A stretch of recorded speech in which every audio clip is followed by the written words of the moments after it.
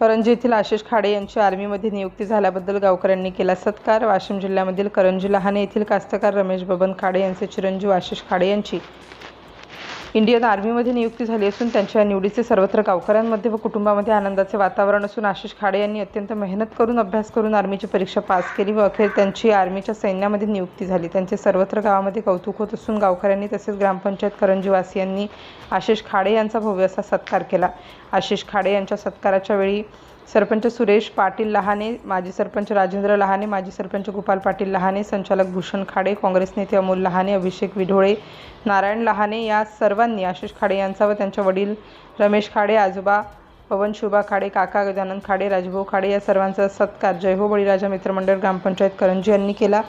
या कार्यक्रमाला श्रीधर लहाने, साहेबराव खाडे, पत्रकार गणेश पाटील लहाने, बहुसंख्य गावकरी मंडळी हजर होती।